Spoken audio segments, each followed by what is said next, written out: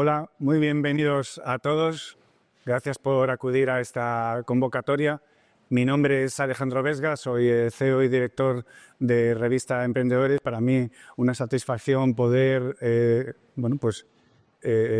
trabajar hoy aquí en esta sesión, conducirla y dar paso a las personas que van a darnos su visión sobre un tema que a todos nosotros nos está inquietando mucho, nos interesa muchísimo, que es la inteligencia artificial. Lo hemos titulado La inteligencia artificial de la promesa a la realidad en la empresa. Es decir, que ya tenemos bien claro todos que se trata de una realidad y que queremos analizar cómo aplicarla a nuestros negocios, no solo todo lo que estamos viendo del impacto que está teniendo socialmente, sino el desarrollo de los negocios.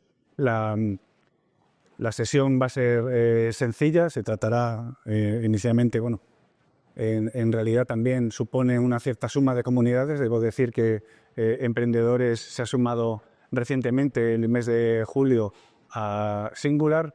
Y hoy, pues algunos de los invitados aquí presentes nos conocen, invitados por emprendedores, también por parte de Singular, así es que es una integración también en el desarrollo de eventos que esperamos que sea el primer paso de muchos muy interesantes para todos nosotros. Bueno, pues esta suma de comunidades nos va a permitir también que se enriquezca el networking, y quiero saludar, por supuesto, también de una manera cálida a las personas que están siguiéndonos desde el streaming a distancia. Hemos pedido a todas las personas que se han inscrito, más de 200, que mandasen preguntas que le harían a un experto, una experta en este caso, de inteligencia artificial, y seguro que nos va a valer para hacer más rico el debate. Luego también las personas aquí presentes tendrán la oportunidad de preguntar a nuestros ponentes. Así es que empezamos ya, sin más dilación. La estructura del evento será hablar en primer lugar cómo puede ayudar la inteligencia artificial a mi empresa. Será a cargo de Santiago Alarcón, que es Google Business Director de Singular, una persona que está trabajando muy activamente en este territorio.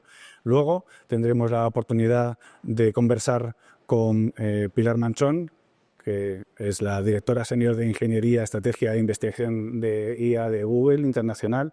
Desde luego, una persona que va a poder darnos una visión extraordinariamente profunda y seguro muy práctica de cómo podemos utilizar la inteligencia artificial en nuestros negocios. Luego pasaremos a una mesa redonda a la que se sumará, además de Pilar, Enrique Cenizo, que es el Gen AI Sales Lead de Iberia de Google, es decir, persona que está hablando de inteligencia artificial generativa, está trabajando en eso en nuestro país, conoce nuestra idiosincrasia. Y también José Luis Vallejo, que es el presidente ejecutivo de Singular. Y luego ahí, por supuesto, daremos paso a vuestras preguntas. Interactuaremos además, por supuesto, al final en un networking conjunto. Así es que, sin más, le doy paso a Santiago Alarcón. Adelante. Gracias. Soy Santiago Alarcón, soy el director de negocio en Singular y bueno, voy a intentar contaros cómo vuestra empresa puede aprovechar la inteligencia artificial, ¿no?, para hacer negocio. Si esto pasa, ya la leche. Bueno, lo primero es que me quería acordar de la gente de Valencia y sobre todo de la gente que ha sufrido la Dana. Nosotros hemos hecho un trabajo con la gente de Marina de Empresas, que ahora os voy a comentar más tarde, y estando allí es que hemos conocido una iniciativa impresionante, ¿no? Impresionante desde la gente de Marina de Empresas. Como sabéis, Marina de Empresas es una iniciativa de aceleración de startups y de compañías que, por lo tanto, pues parece muy afín a todo esto que estamos viendo. Y lo que han hecho es poner 25 millones de euros sobre la mesa, y lo que están haciendo es repartir esos 25 millones en paquetes de entre 8 y 10.000 euros a pequeñas empresas y micropymes para poder arrancar después de lo que ha pasado, ¿no? Lo que me lleva a contaros esta experiencia es que lo que a mí me ha impresionado es el tiempo de ciclo. Desde el momento en que se solicita la ayuda hasta que se entrega la ayuda, papeleos, todo lo que había que hacer, se soluciona en 10 días máximo. Esto a mí me parece impresionante y sobre todo lo que me parece es que se puede hacer. Ha sido la iniciativa privada la que ha conseguido hacerlo. Bueno, pues nosotros que estuvimos allí este fin de semana, pues nos quedamos bastante impresionados y por eso os lo quería contar. Bueno, voy a empezar ya con lo que es la presentación. Hace unos días, mi amiga Nieves de Google y yo comentábamos en otra presentación como esta si no habíamos tenido ya demasiadas presentaciones sobre inteligencia artificial durante el año. ¿Quién piensa que ha estado en demasiadas presentaciones? Bueno, pues yo voy a dar otra presentación, pero es que creo que es necesario, ¿vale? Creo que es necesario, vais a entender por qué. A ver, ¿sabéis lo que es esto, verdad? Es la curva del hype de Gartner. A principio de año, ¿dónde estábamos? A principio de año estábamos ahí arriba, ¿Qué ocurría a principio de año? Pánico. Yo lo percibí así. Los programadores van a perder su trabajo, se van a cerrar compañías, yo qué sé, las profesiones liberales también van a perder hueco en el mercado. Además, en YouTube todo el día hablando del salseo de la IA. Vamos, ya increíble, el salseo de la IA.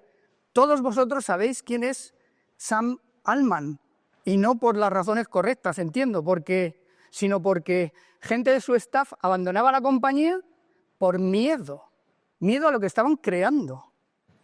Ahí arriba del todo estábamos, ¿vale? ¿Qué pasa? Que durante el año lo que hemos ido es corrigiendo eso.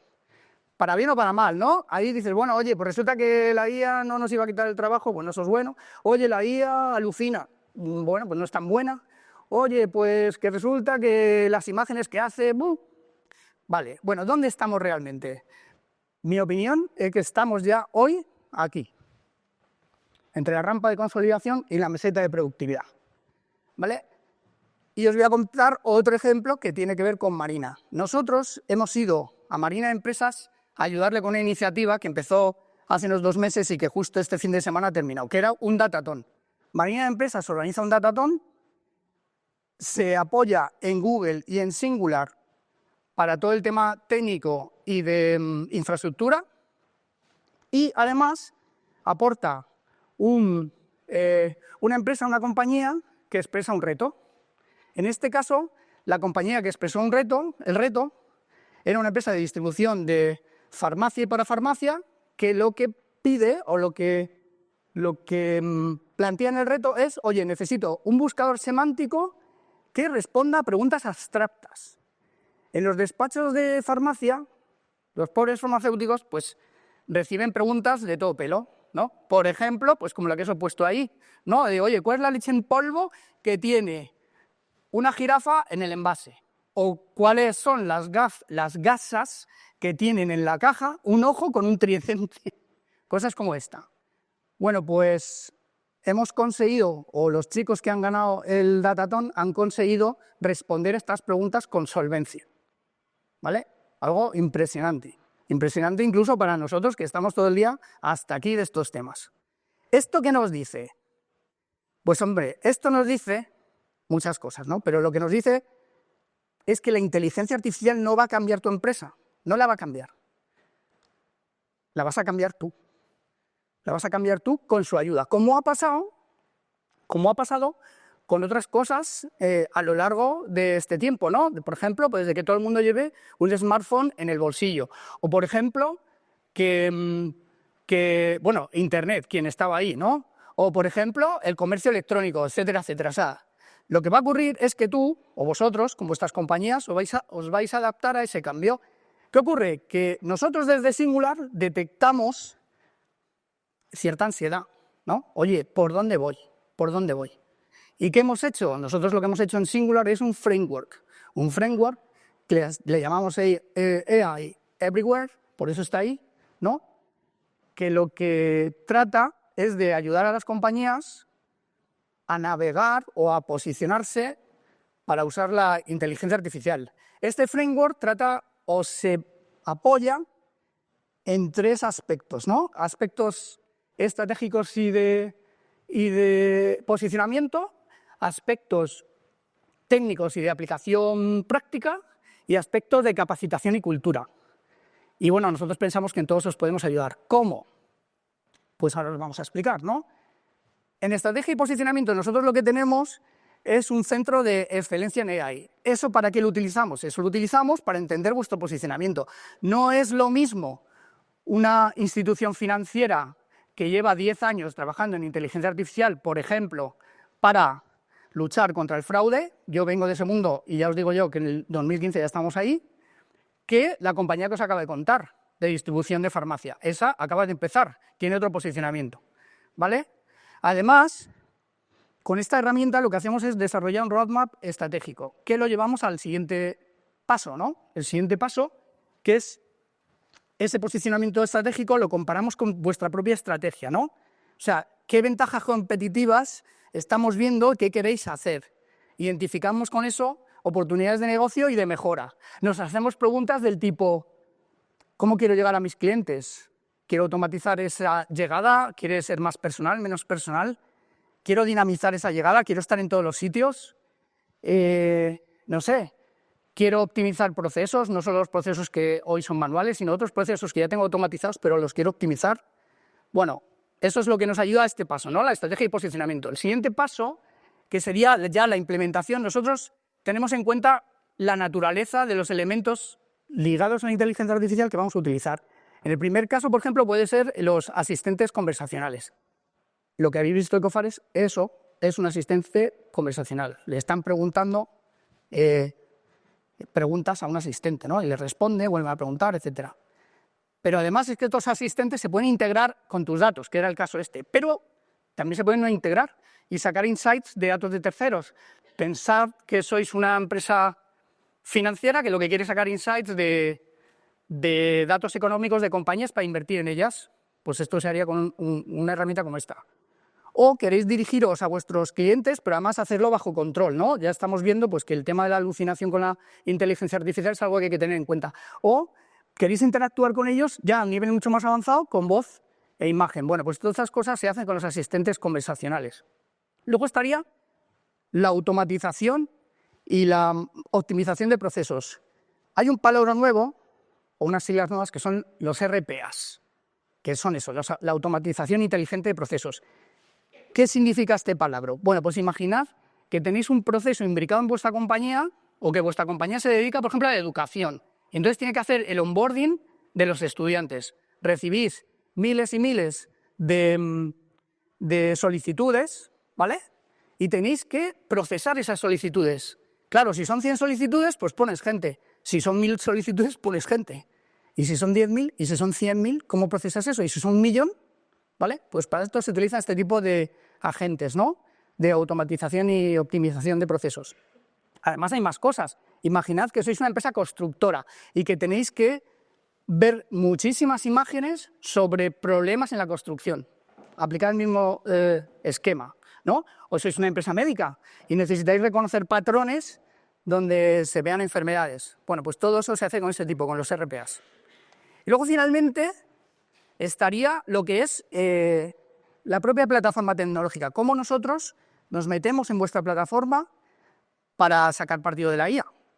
Pues ahí tendríamos un montón de temas en cuenta, ¿no? Desde vuestra propia arquitectura, de los datos. ¿Cómo explotamos los datos? Ya sabéis, esto es un axioma, que sin data no hay IA, ¿vale? Sin data no hay IA, fin. Entonces, los datos son importantes.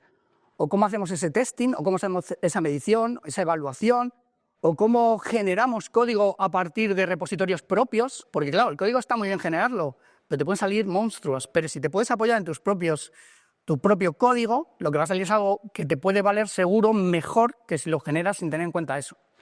Y finalmente, pues aspectos de seguridad, con esto nos podríamos tirar el día entero, ¿no? Y la última pata es todos los temas que tienen que ver con la cultura, ¿no? La capacitación de tu equipo y el impacto cultural de estos cambios en la compañía. ¿Aquí cómo os podemos ayudar? Pues elaborando workshops, elaborando formación, analizando vuestra propia cultura y cómo puede impactar estos cambios, con formación en temas fundamentales, que sería regulación y seguridad. A ver, pensad que si vuestros empleados o vosotros mismos están utilizando una herramienta pública, si están utilizando, por ejemplo, ChatGPT, Lo que están haciendo, si lo están usando en modo público, es entrenando ChatGPT con los datos de vuestra compañía. Eso es una catástrofe. Pueden salir datos de vuestros clientes, pueden salir, si están usando informes médicos, ya os digo por qué, pues es un lío incluso legal. Nosotros estamos trabajando con hospitales justo para evitar eso. Metemos los conversacionales en sandboxes y esos datos de ahí no salen. Y además van limpios con PII y cosas así, ¿no? O sea, van limpios de datos personales, todas estas cosas. Y la última cosa es que se crean sesiones de ideación. Y ya con eso cerramos el círculo, porque las sesiones de ideación lo que hacen es abordar y aflorar nuevas ideas que van al primer punto que hemos hablado, ¿verdad? A la estrategia. Se comparan con la estrategia y vuelves a empezar. Bueno, ese es el framework que nosotros hemos creado. Nosotros pensamos que puede ser de mucha ayuda en cualquiera de los aspectos que vosotros os centréis. Y bueno, y esa es la presentación que iba a hacer hoy. Tampoco es muy desequilibrante porque tenía 10 minutos. Y además yo sé que todos estáis esperando a Pilar y ya está. Muchas gracias. Gracias. No, Adelante. Gracias, Santiago. Por favor, adelante, Pilar. Digo, al final, con esto que estás diciendo de que hay tantísima oferta de reuniones de inteligencia artificial, casi es como en el chiste aquel, ¿no? En el de si a las 7 de la tarde en Madrid no estás escuchando una conferencia sobre inteligencia artificial, es que la estás dando tú, ¿no? Bienvenida, muchísimas gracias por acompañarnos hoy, por poder compartir este rato contigo, Pilar.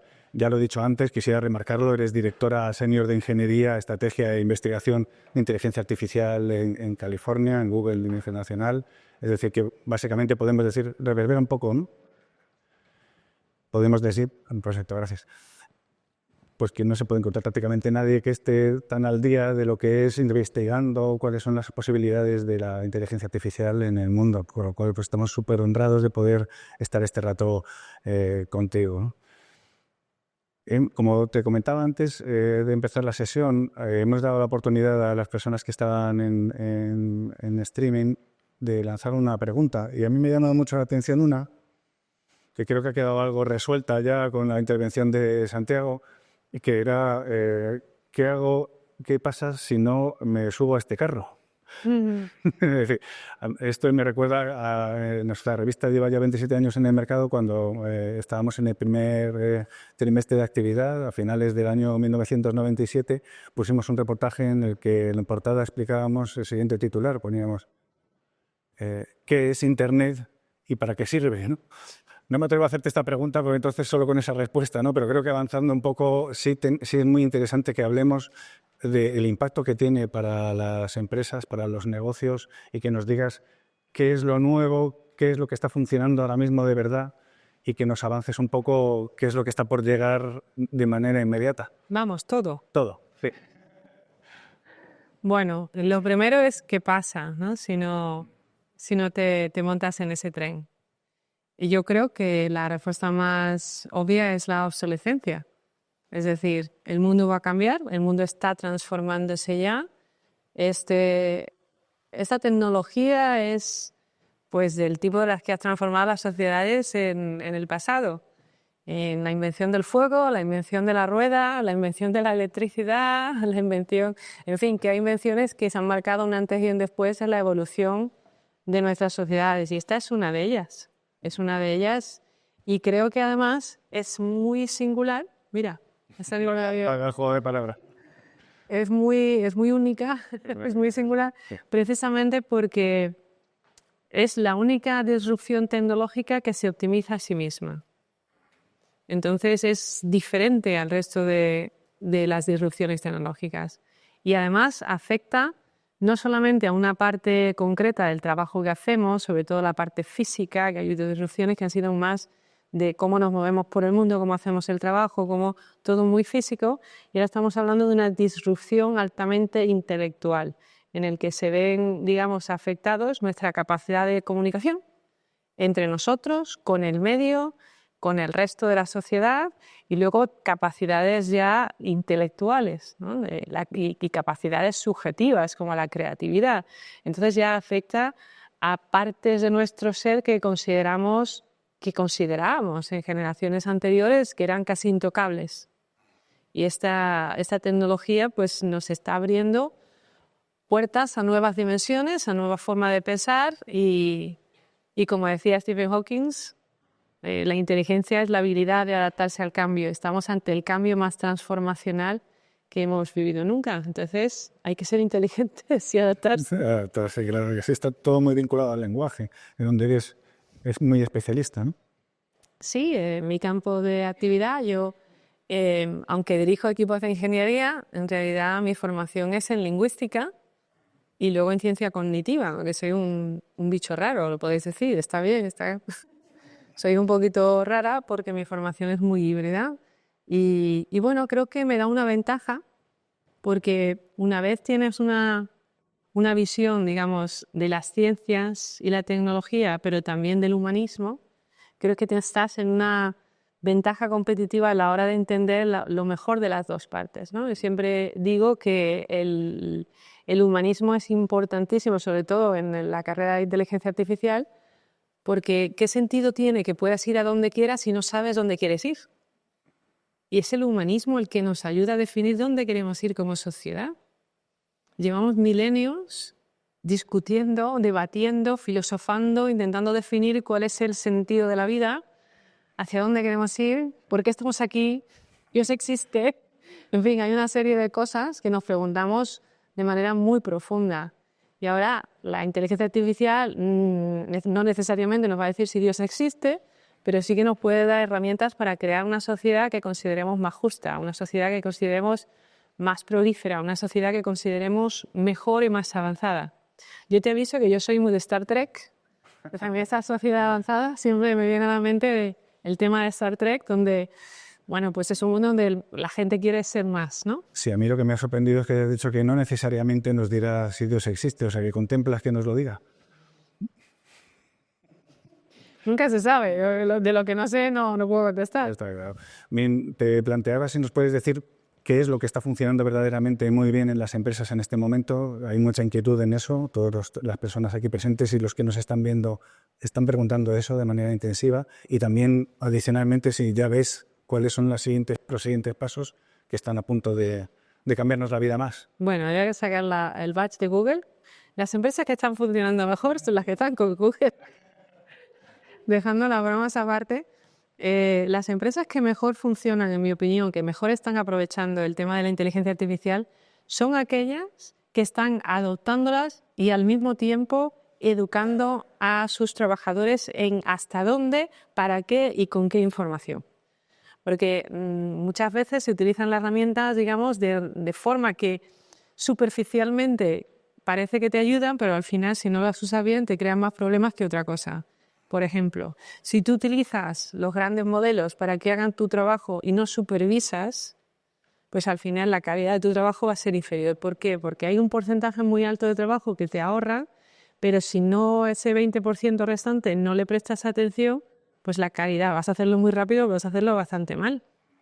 Entonces, ¿qué pasa? Pues que te puede ayudar a agilizar muchas tareas, te puede ayudar a hacer las cosas de una manera pues, más coherente incluso, pero tienes que tener en cuenta cuáles son las limitaciones de las herramientas, hasta dónde puedes llegar y qué trabajo de valor puedes añadir tú o tu equipo. Y eso no es siempre tan fácil. Luego, otra parte que creo que funciona muy bien es la gente que está intentando ser creativa e innovadora y utilizar estas herramientas con su potencial para cosas que los que hemos desarrollado la herramienta no habíamos anticipado. Porque siempre intentamos desarrollar herramientas con casos de uso concretos y luego generalizar. Pero claro, hay muchas más generalizaciones que son específicas a un dominio, a un tipo de actividad, a una disciplina. Entonces, que son esas empresas las que entienden cómo funciona, para qué, cuáles son los objetivos y lo adaptan a los suyos propios, ¿no? Totalmente, eso lo estamos observando nosotros, hacemos mucho seguimiento de las innovaciones en inteligencia artificial, hacemos un especial de 50 startups cada año y en las que vamos a publicar próximamente muchísimas de inteligencia artificial y prácticamente todas cumplen lo que estás diciendo, es decir, resuelven un problema específico de un sector concreto o un proceso que anteriormente pues era o muy farragoso o muy complejo y que sí se puede desarrollar con inteligencia. Yo con las startups añadiría una cosa, Sí. y es que también hay algunas que son súper innovadoras y están utilizando la inteligencia artificial de una manera muy creativa, pero también, como pasó en Internet en su momento, ahora todo es IA. Y todo es diferencial. Entonces hay que diferenciar mucho entre lo que es un caso de uso que se crea orgánicamente a partir de las herramientas y que en realidad el valor es puntual hasta que llegue alguien más y lo vuelva a hacer, o sea que no hay no hay separación, ¿no? Y otros que sí tienen un valor añadido, pues porque han hecho un desarrollo, porque tienen unos datos específicos o una idea que no es replicable por otras razones. Entonces hay que tener mucho cuidado también con... Sí, que no haya inflación de IA, ¿no? Has mencionado a las personas. Es indiscutiblemente una preocupación. Primero, por el miedo que tienen muchas personas que están trabajando con la idea de que van a perder el trabajo. Me gusta mucho esa expresión que dice que este trabajo no te lo va a quitar la inteligencia artificial, te lo va a quitar una persona que sí se prepare en inteligencia artificial, ¿no? Que creo que es trasladable también a tu empresa. ¿Qué es lo que va a hacer tu competencia que te va a arrebatar en el mercado? Porque eso podría ser otra pregunta que quizá podamos abordar ahora mismo, pero respecto a las personas, que es una inquietud muy importante.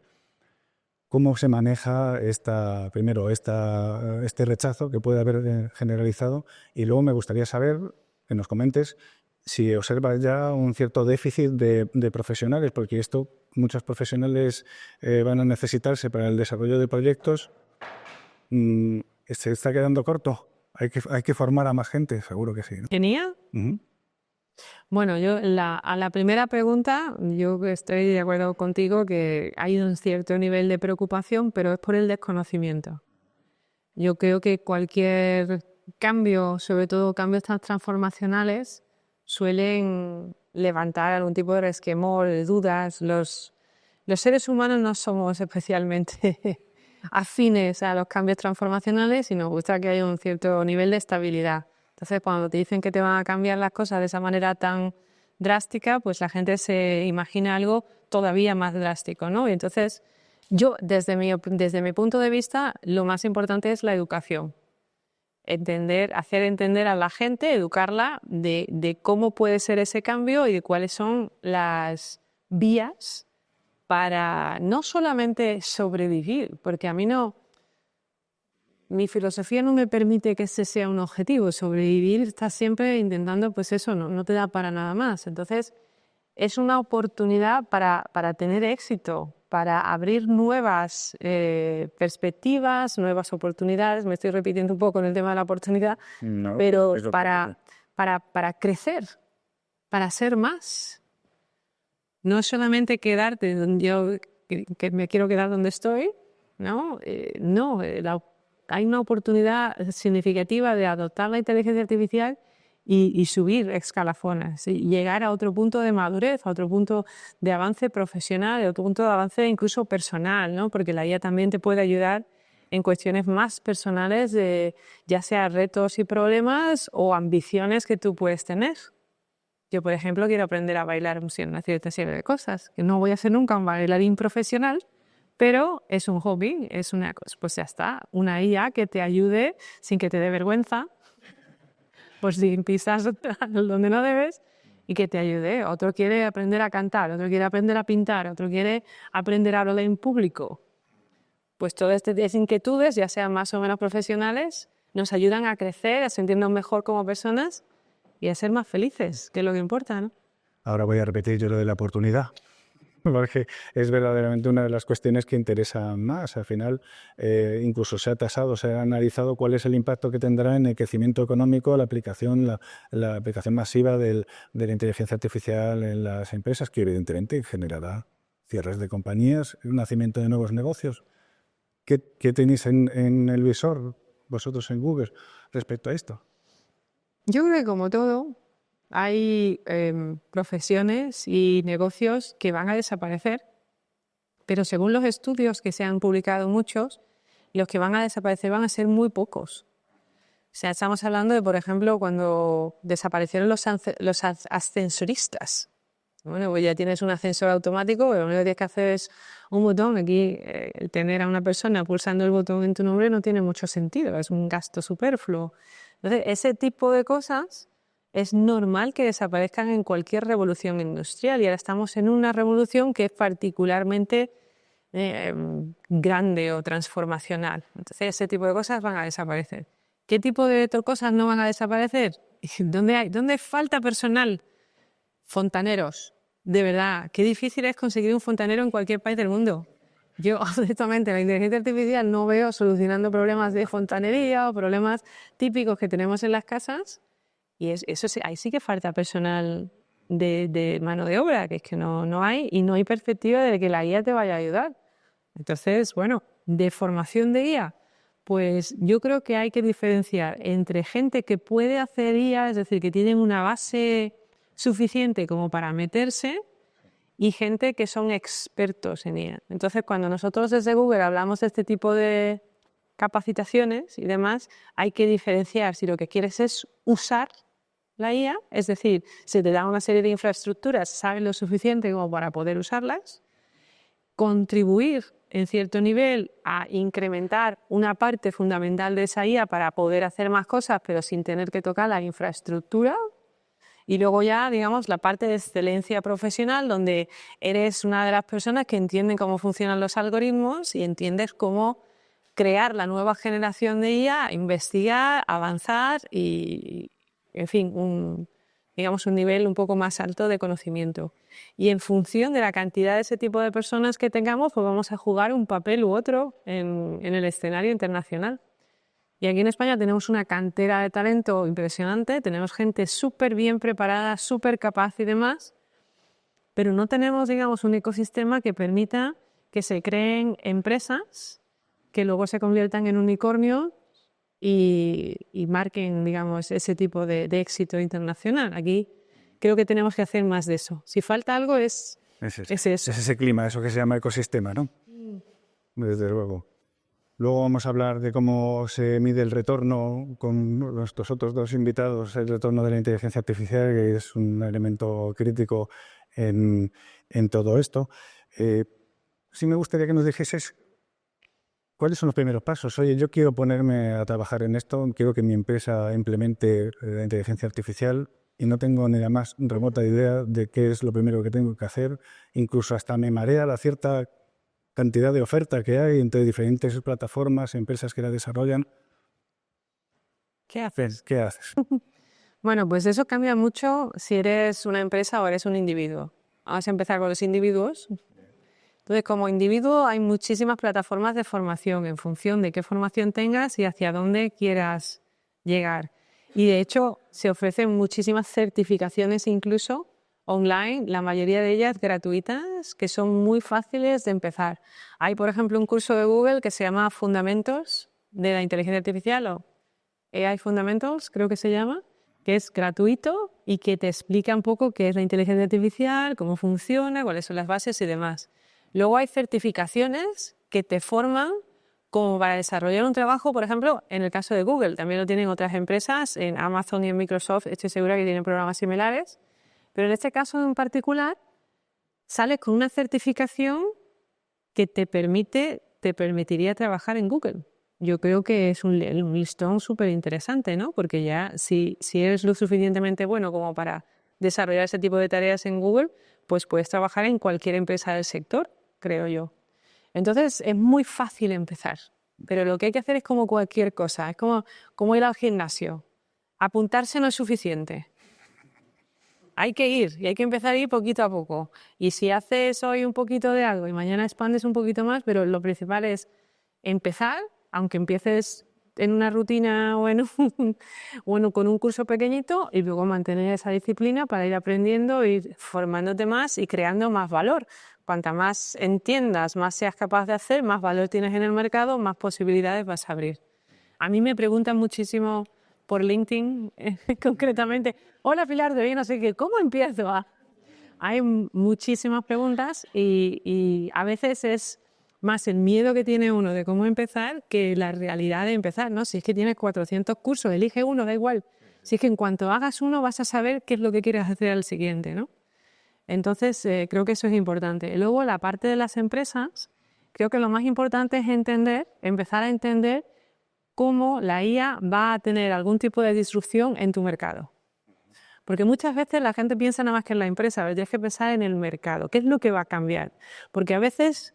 En tu propio negocio, en realidad, ¿no? Claro, a veces no es solamente lo que tú puedas hacer, sino si el valor que tú estás proporcionando ahora no es, a lo mejor ya no va a ser competitivo. No porque lo hagas peor o mejor que otros, sino pues porque el mercado cambia de una manera en la que ya hay de una sustitución de una cosa por otra.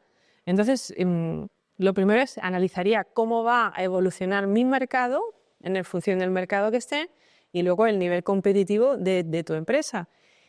Contratar a gente que sepa de IA, dependiendo del tamaño de la empresa que sea, formarse uno. Yo creo que cualquier persona que dirija una empresa que tiene que tener algo de inteligencia artificial tiene que tener al mínimo una formación o utilizar algún tipo de servicio de consultoría, partnerships, como por ejemplo con Singular, para que ayuden a implementar una estrategia de inteligencia artificial, porque es importantísimo saber no solamente qué impacto va a tener, cómo se va a priorizar, pero también cómo se va a implementar dentro de la empresa y quién lo va a hacer y con qué personal y formas a los que tienes o contratas a gente nueva.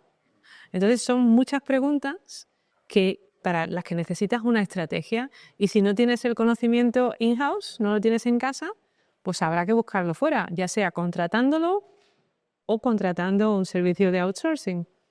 Los espectadores nos decían incluso, oye, ¿cómo organizo jerárquicamente esto? ¿Quién manda respecto a la aplicación de la inteligencia artificial en mi empresa? Uno de los retos clarísimos, hasta lo hemos podido hablar un minuto antes de empezar, está, y se ha mencionado también, está en la regulación, por un lado, y en la privacidad, ¿no? Ahí, y no depende... Bueno, dependerá también de los gobiernos y de la propia política de las empresas. Bueno, aquí en Europa tenemos un pequeño hándicap, pequeño o no tan pequeño, y es que la regulación aquí suele ser más agresiva que en el resto del mundo. Es muy proteccionista, siempre hay que encontrar algún equilibrio entre la protección, mitigación de riesgo y la inhibición de la innovación, y en este caso siempre solemos pecar más de sobreproteccionismo. Y en la inteligencia artificial, pues eso puede acentuar la distancia que existe entre Europa y el resto de las potencias. Entonces, ¿qué se puede uno hacer? Pues en función de si somos nacionales o internacionales, ver por dónde se puede crecer más. A nivel nacional, ¿qué vamos a hacer? Hay que respetar, digamos, la legislación, la regulación y demás y ceñirse a lo que se puede hacer. Pero incluso dentro de esa legislación se puede ser creativo y se pueden asumir ciertos riesgos. Lo que pasa es que los riesgos que vas a asumir son de una categoría diferente a los que van a asumir los que están haciendo investigación sin esas limitaciones. Cuando en realidad al final para las empresas que desarrollen proyectos desde Europa, ya con lo estricta que es la regulación aquí, tendrán más energía en el extranjero, ¿no? O no, en el exterior. Esto dicen, escuché una vez un comentario que decía que hablando de Europa y tal, que frente a Estados Unidos y los países de Japón y tal, decían que dice, no somos líderes en nada. Y contestó uno, somos líderes en dos cosas, en la industria del lujo y en la regulación. En las leyes somos los más cañeros del mundo, ¿no? Y lo estás diciendo. Pero lo que planteo es, si desarrollas desde aquí esos proyectos, al fin y al cabo, estando en el mercado más regulado, te sentirás más libre, ¿no? En otro entorno. Pues no sé, conforme has hecho la pregunta, estoy intentando pensar cómo monetizar el hecho de que la regulación sea más agresiva y no se me ocurre. El lujo sí es monetizable, pero ¿cómo se...? Yo estoy en un mundo de voy a monetizar eso. Como no sea ayudando a otros a adaptarse a un entorno mucho más restringido, veo que la monetización puede ser... De hecho, las grandes empresas, algunas, lo que están optando es por no lanzar determinados servicios en Europa. Ya la cantidad o la monetización del espacio europeo está condicionada. No sé si me compensa lanzar un servicio dada las restricciones que tengo. Entonces, ¿eso en qué va a desembocar? Pues que la ciudadanía no puede usar esos servicios para bien o para mal. Entonces, yo no necesariamente veo que sea una ventaja en ese sentido. Ahora bien, sí que es cierto que a lo mejor en algunos sectores concretos donde la seguridad es un sí o sí, se puede avanzar de manera más rápida porque los demás no pueden correr más que tú porque también están en un entorno muy restringido, ¿no? Entonces, lo que está restringido en todos sitios sí que presenta una oportunidad para los que están restringidos en más espacios. Vamos, que me he pasado de optimista, ¿no? No, es bueno ser optimista. Lo que pasa es que hay que equilibrarlo con el liberalismo. En la perspectiva que desde luego tienes tú desde el cargo que desarrollas allí en Estados Unidos.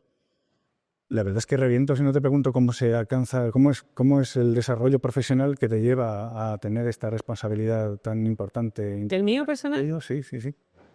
Pues ya decía yo que soy un bicho raro, pero bastante raro, o sea, raro y medio. Yo empecé estudiando en el instituto, allá cuando hacíamos el bachillerato, aquellos que somos de otra generación, pues hice la parte científico-tecnológica porque iba a hacer astrofísica. Yo iba para astrofísica. Y de hecho, cuando salí del bachillerato, me metí en la facultad de físicas. Y tuve un accidente deportivo. Entonces tuve un accidente deportivo que me dejó totalmente traspuesta y ese año pues acabó siendo nada porque no. Y entonces pues cambié un poco de mentalidad y digo, pues no sé lo que voy a hacer. Me voy a Inglaterra a aprender inglés, que seguro que me resulta útil. Y me ha resultado muy útil, la verdad es que fue una buena decisión. Pero claro, mi padre se volvió loco, mi padre de otra generación, ¿dónde vas con 18 años? ¿Qué te vas? ¿Estás loca? O sea que eso, por una parte, presentó un reto y como buena hija de extremeño, pues cabezona, pues claro que me voy. Y entonces me fui y tuve que aprender a vivir. Y yo creo que cuando te pones, digamos, muy joven, en circunstancias donde tienes que luchar por ti mismo y buscarte las habichuelas y sacar recursos de donde no los hay, aprendes otro tipo de cosas. Entonces te da, yo creo, más herramientas para convertirte en emprendedor después. Y entonces, pues a partir de ahí luego decidí que iba a hacer lingüística, de hecho filología, pero claro, la filología tampoco me llenó porque me faltaba la parte científica. Y entonces descubrí la lingüística computacional y la ciencia cognitiva. Y me fui a hacer un máster con una beca del British Council y la Caixa en la Universidad de Edimburgo, precioso Edimburgo, os recomiendo ir, pero ir el día que hace sol al año ese. ¿Más? Que de verano cayó en jueves, ¿no? Pero bueno, precioso. Y entonces hice ese máster, me metí luego en el programa de doctorado, ya hice el doctorado también en un programa internacional donde me dieron otra beca con la beca Fulbright para ir a Stanford. Y ya en Stanford, ¿qué aprendes en Stanford? Que puedes hacer lo que quieras, que nada es imposible, que además todo el mundo es montando empresas. Y yo que ya tenía unas herramientas ahí que me había buscado, porque cuando tu padre te dice que no, vas y lo haces lo que no te diga que te dice que no, pues se juntó el hambre con las ganas de comer, como así decimos, y entonces pues ya se te enciende ese espíritu emprendedor. Y cuando ya volví a España para terminar el doctorado y me di cuenta que lo que estábamos investigando, nuestros resultados de investigación eran muy superiores a lo que estábamos trabajando en Estados Unidos, tengo que montar una empresa. Y entonces pues se me ocurrió montar una empresa spin-off del Departamento de Filología Lingüística de Filología de la Universidad de Sevilla. Ni que decir tienen que no lo habían hecho antes y que no tuvimos que inventar la normativa sobre la marcha y demás y montar la empresa en ese momento. Un spin-off en ese momento en la Universidad de Sevilla, ¿no? Efectivamente. Y entonces pues ya te vas curtiendo, ¿no? Porque hasta ahí eres tecnóloga. Ya has trabajado en todo esto, pero no eres una persona de negocios. Entonces ahora tienes que aprender la parte del negocio, porque para ti tú has creado lo que yo digo, un bebé tecnológico que es tuyo, que es más rápido, que es más guapo, que es más alto, que es más no sé qué, pero luego aprender a vender eso, cambiar el chip de no qué bonito es mi bebé tecnológico, sino para qué sirve y por qué a ti te resulta interesante, pues es otra transición, ¿no? Y entonces pues ya aprendes todo el tema de negocios, estuve en la Fundación Saltemo, aprendiendo todo ese tipo de cosas. Y bueno, pues yo creo que sin contar ya mucho más, que yo me playo y me queda un minuto. Sí, tenemos en la pantalla que queda un minuto. Es más el ir cambiando, haciendo cosas que no sabes en ese momento. Yo creo que si hay un patrón que se ha repetido en mi carrera profesional, es que me meto en unos fregados que yo al principio no entiendo, no tengo Y escuchando lo que dices, para mí la clave de todo es creerte capaz, ¿no? En lo que Stanford te digo, oye, puedes hacer las cosas, aquí el mundo no tiene límites, ¿no? Yo creo que es la perseverancia. Perseverancia. Genial. Bien, pues vamos a dar paso, ya nos avisan, hay que dar paso a la siguiente fase de esta sesión. Vamos a hablar, por favor, te mantienes por favor con nosotros, porque vamos a abrir enseguida también en muy poco tiempo el turno de preguntas, que creo que están deseando todos. Hemos hablado de una parte introductoria, luego también nos hemos metido en harina, como se suele decir, y pensamos claramente al organizar este evento que el retorno de la inversión en inteligencia artificial es el gran mantra de, oye, pues esto, primero cuánto me cuesta, luego cuánto recibo, y enseguida os lo diré también, qué recibo, porque no es necesariamente adscrito al rendimiento económico, sino también al de desarrollo de la empresa. Con eso nos parece muy buena oportunidad también incorporar a esta sesión a Enrique Cenizo, lo he dicho previamente, que es el GNI Sales Lead para Iberia de Google, España, de Google Iberia. Por favor, puedes ¿dónde estás? Ahí está. Está por ahí, perdón. Le saludo y creí que era él. No, que está ahí, que está ahí eres tú. Vale, digo, no es yo, ¿cómo? No es la silla. Vale, pues nada, bienvenido, muchas gracias. Muchas gracias. No diré la bobada esa de que son las cosas del directo, ya lo he dicho. Bien, y también para hablar de esto nos parece muy relevante invitar a nuestro anfitrión Noé José Luis Vallejo, que es presidente ejecutivo de Singular. José Luis, bienvenido a esta que es nuestra casa. Gracias.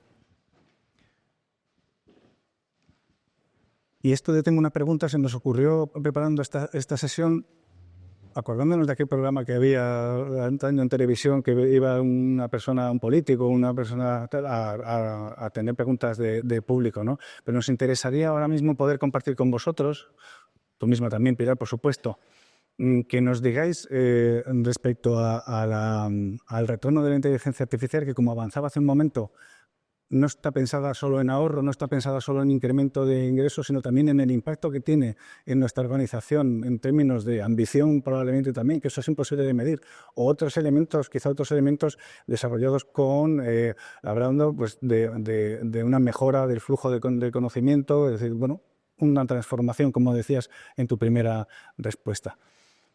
Pues lo lanzaría así, si os parece ya Enrique y José Luis intervenir.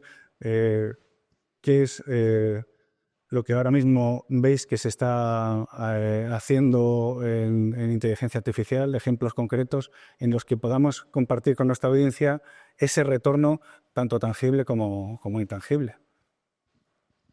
Fin. Vale, pues a ver, yo llevo la parte comercial, entonces al final más o menos estoy en el día a día con los proyectos que están empezando a ver la luz, primeros casos de uso productivos que vemos en nuestro país, y como estoy en un equipo europeo, pues tengo también bastante visibilidad de lo que se hace en otras regiones. La mayoría de iniciativas que veo suelen ir muy enfocadas a mejorar procesos existentes en las compañías, ¿vale? O sea, a que en el call center atendamos mejor, de manera más eficiente, con más satisfacción, con menos personas muchas veces, a que a la hora de desarrollar seamos capaces de mejorar la efectividad o la eficiencia de nuestros desarrolladores, o bien medido en más calidad del código, o bien medido en más líneas de código por X tiempo. O sea, son caminos que vamos viendo muy enfocados a casos que ya tenemos, procesos existentes, donde tratamos de mejorar la eficiencia o la productividad de esos procesos, ¿vale? ¿Caso concreto? Casos concretos, pues yo te puedo decir, o sea, tenemos empresas que en el call center han mejorado en torno al 50-60%, reducido el número o mejorado la atención, porque al final puedes atender muchas más llamadas. Tenemos clientes que son capaces de capturar la información que viene en los documentos y los contratos y son capaces de encontrar errores. Clientes que, como comentabas antes al principio con el tema de riesgos de fraude, detectan millones de euros en fraude gracias a las herramientas de IA que les detectan alertas. Monitorización de sistemas de informática, por ejemplo, Google cuando da sus servicios, toda esa monitorización de posibles alertas que van a deparar en una incidencia. Con el tema de IA eres capaz de proactivamente detectar cosas que podrían deparar una incidencia y resolverlas antes de que ocurra la incidencia en sí misma. Entonces, claro, eso no tiene un impacto económico directo, pero si se cae un servicio de una compañía que da servicio a 2.000 millones de usuarios, nos podemos hacer una idea del dinero que las ahorra en imagen de marca, en un montón de cosas, en no tener una caída, ¿vale? O sea que hay ¿impacto directo en me ahorro personas o impacto indirecto en soy más seguro, doy un servicio más consistente? Muy bien. José Luis, ¿las compartes? Pues sí, clasificamos un poco las ventajas que nos puede dar este tipo de tecnologías en esos dos grupos, en las de hacer lo mismo que ya hacíamos antes de forma más rápida o más barata, mejorar, digamos, la eficiencia. O, desde un punto de vista más difícil de medir el retorno, porque es más cualitativo que cuantitativo, en hacer cosas que antes no podíamos hacer, a mí me gustan más las segundas. Normalmente las nóminas no las pagan las primeras. Es decir, estamos en clientes donde, pues un poco, como decía Enrique, pues hace un par de semanas estuvimos viendo en un cliente que es un gran banco en Estados Unidos, que gracias a una tecnología de detección de vulnerabilidades, etcétera, habían ahorrado 25 millones de euros en un año, les van a poner en un montón de sitios, y nosotros nos volvimos contentos y dijimos, aquí tenemos trabajo y aquí vamos a seguir ganando dinero. Pero luego, cuando estoy rodeado por Google y Google, cuando hacemos un proyectito pequeño, ahora colaborando con DeepMind, cuando haces ese tipo de cosas que dices, todavía no sé qué retorno va a tener, pero estamos haciendo algo que hasta hace 2 años era imposible hacer. Pues ahí yo creo que nosotros, como compañía de gente técnica que le gusta un poco cacharrear con lo último, ver qué se puede hacer, ahí es donde nos motivamos más, es donde decimos, bueno, hay sitios donde ayudamos a que los clientes ganen dinero y gracias a eso nos va bien, y hay sitios donde estamos tocando cosas que hasta ahora eran como un sueño, ¿no? Y normalmente esas son las que nos molan más, ¿no? Y luego hay un tema que a mí me parece especialmente interesante, que es todo lo que se ha hablado en los últimos años de la famosa transformación digital, pero que realmente se ha hecho muy poquita transformación. Se ha hecho mucha digitalización, hemos hecho que muchos procesos se conviertan en cosas tecnificadas. Como digo, yo hemos convertido muchos papeles en PDFs, pero ahora hay que pasar de los PDFs a los datos o a los procesos. Entonces, cuando haces un mapa de procesos, cuando ves cómo está organizada una empresa, normalmente su mapa se parece mucho al organigrama que tiene la empresa. Y eso es que lo hemos hecho durante muchos años, condicionado por cómo pensamos las personas, cómo nos ponemos de acuerdo las personas, las organizaciones. Y esos son también esas empresas y esas personas que han definido los procesos a su medida, a su forma de organizarse, son precisamente los frenos que tienen las compañías para transformarse. Es decir, tú tienes unos procesos que siempre han funcionado así, has tenido unos activos que los has metido en tu modelo de negocios, ha consistido en montar una cadena de valor en base a tus activos, has puesto unas herramientas, unas tecnologías para automatizar eso, para hacerlo eficiente. Y ahora cuando dices, ¿cómo cambias tu modelo de negocio para adaptarte a los nuevos tiempos? ¿Cómo cambiamos los procesos? Las personas somos el freno. Pero llega la inteligencia artificial y empieza a decir, igual en este paso no hace falta una persona. Igual aquí ya no hace falta que nos pongamos de acuerdo, ni que este papel se lo dé a alguien. Entonces, yo creo que hay un nuevo momento en las compañías que nos dedicamos un poco a más proyectos de innovación, etcétera, que estamos como con un juguete nuevo, con una herramienta que nos permite meternos en proyectos que hasta ahora no podíamos meternos. Vamos a rediseñar una empresa o ayudar a un cliente a que cambie cosas sin estar condicionado por lo que son capaces de hacer con su plantilla. No significa reducir gente, significa probablemente repensar de nuevo para que aprovechas a la gente, ¿no? Y creo que ahí es donde hay proyectos más atractivos. O sea, que poner la inteligencia artificial al servicio de la ambición y de la innovación, ¿no? En realidad. Sí, yo antes decíamos la ambición. Para mí la ambición, la curiosidad es una de las cosas que te lleva a aprender y a innovar. Y la curiosidad quizás está motivada por la capacidad de asombro, ¿no? Tú dices, anda, se puede hacer esto. Y se podrá hacer también lo otro. Y me valdría para esto. Nosotros, por ejemplo, en Singular, lo conto muchas veces, cuando la gente me pregunta, ¿y cuál es la estrategia de Singular con la IA? Pues aparte de poner un nombre que ha contado antes Santi muy bonito, del IA Everywhere, hemos hecho poco más. Porque lo que hemos dicho es, aquí tenemos 1.300 personas que son fanáticos de la tecnología, que por las noches se ponen a leer y a escuchar vídeos de tal, y son ellos los que nos van a decir para qué vale esto. ¿Les vamos a decir nosotros cuál es la estrategia? Lo que hay que hacer es que empiecen a contar qué están haciendo, qué les apetece hacer, qué han probado unos que les ha funcionado, y eso da unas ideas a otros y al final salen ideas a los clientes nos dan el feedback y los reaprovechas. Entonces estamos todos con una herramienta nueva, estamos todos con unos zapatos nuevos, todos pendientes de para qué vale. Cada año o cada mes leyendo lo que va sucediendo en el mercado y inspirándote en para qué vale y no tenías ni contemplado. Y es un momento que, aunque tengas esas incertidumbres, todos estos problemas que hablábamos de reconversión de sectores y demás, que todo es difícil de pronosticar, pero para mí es un momento ilusionante porque es que está todo por hacer, todos los sectores están para reinventarse. Vemos por lo que nos dicen las personas que nos han mandado preguntas que una inquietud es sobre el coste de desarrollar algún proyecto con inteligencia artificial. ¿La inteligencia artificial es cara? Define caro.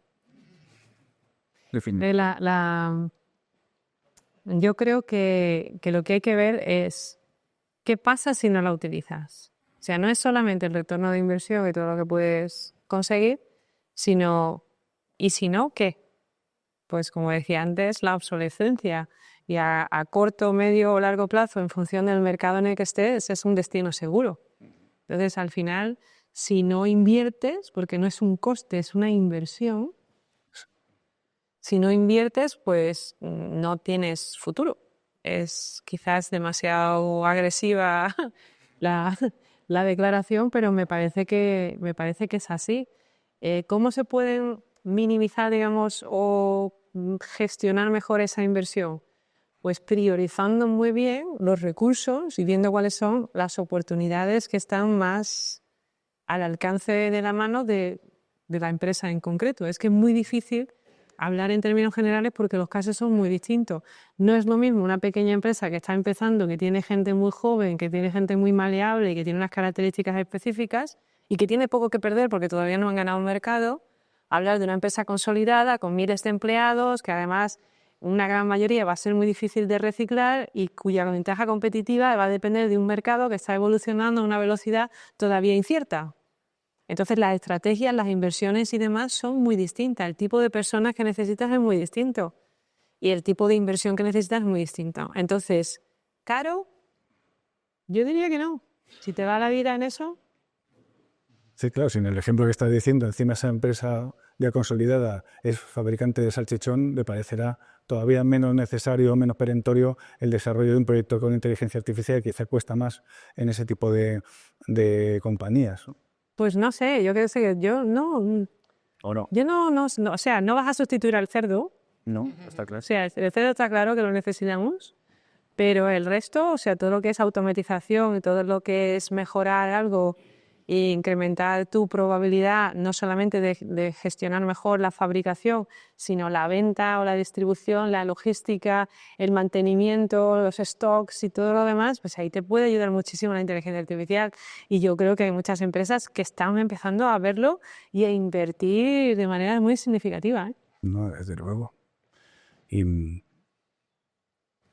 también cuando estamos hablando del retorno de esta inversión, nosotros lo hemos planteado así, como una inversión porque lo es, también habéis mencionado las dificultades que pueden tener las organizaciones por la resistencia del personal.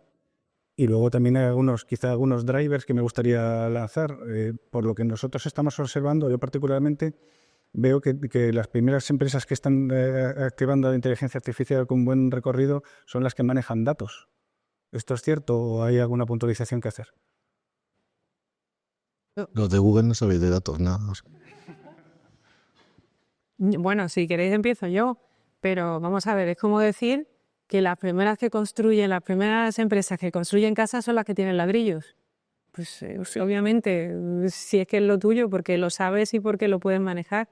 Pero eso no significa que esa ventaja no sea trasladable al resto del mercado. De hecho, hay muchísimas empresas que tienen datos y que ahora se están despertando, diciendo, ¿cómo utilizo esos datos? Lo que pasa es que durante mucho tiempo el estado del arte ha necesitado datos estructurados. Y ahora hemos llegado a un punto de madurez donde incluso con datos no estructurados se pueden hacer cosas muy interesantes. Entonces ya empiezas a descubrir que tienes una mina de oro que has estado acumulando y ahora le sacas provecho. Entonces puede no ser, digamos, el objetivo original o incluso el modelo de negocio original, pero para eso está esos pivots, esos cambios de sentido que se hacen y esa nueva análisis o asesoramiento de cuáles son tus oportunidades en el mercado que tienes con los activos que tienes. Y los datos son un activo.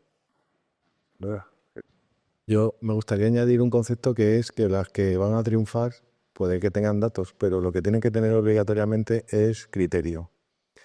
Yo creo que hay empresas que son muy buenas en sus sectores, conocen muy bien su oficio, saben muy bien cómo funciona su dinámica, sus equilibrios en sus sectores, y a veces lo tienen porque tienen más datos que nadie y tienen pues una posición de dominio, de tener información privilegiada, tener muchos clientes, tener muchas informaciones, muchos insights que aprovechar mejor que la competencia. Y otras veces esos datos tampoco son tan secretos. Hay veces que tienen información que tiene el mercado, pero son ellos los que son capaces de leerlo, capaces de entenderlo, capaces de anticipar las tendencias.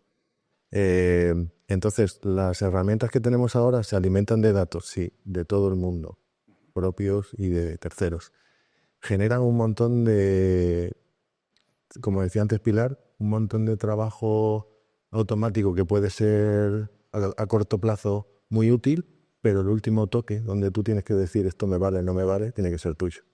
Y para eso tienes que saber leer que esas propuestas, que esos resultados que te elabora la máquina tienen sentido o no tienen sentido. Y para eso hay que tener criterio. Y creo que eso a veces lo despreciamos, ¿no? Pensamos que vamos a poner... o sea, es como querer sustituir a un director financiero por una buena hoja de cálculo, ¿no? Pues sí, va a procesarlo mucho mejor. Pero necesitas tener criterio para saber qué tiene sentido, qué no tiene sentido en un momento determinado en tu empresa. Entonces, lo digo porque hay gente que se obsesiona y dice, si yo no tengo datos, no tengo ventaja en este terreno. No. Hay muchas compañías creativas que se están aprovechando ahora de herramientas generativas y que de todas las cosas que se generan de forma semiautomática, hay cosas que ven que tienen sentido y cosas que no, que le sacan provecho. Y otras que van simplemente a optimizar, a ahorrar, a eficientar cosas, y vamos viendo que van perdiendo su valor porque van cada vez sustituyendo más ese criterio de expertos por lo primero que le da la máquina. Entonces, creo que es importante no mitificar. Los datos son necesarios, pero no son suficientes. No. Saber preguntar, en realidad, ¿no? O saber dar órdenes a la inteligencia artificial, ¿no? Yo tenía un profesor, allá por los principios de los 90, yo estaba con las redes neuronales, programando ahí programando el backpropagation del perceptrón multicapa.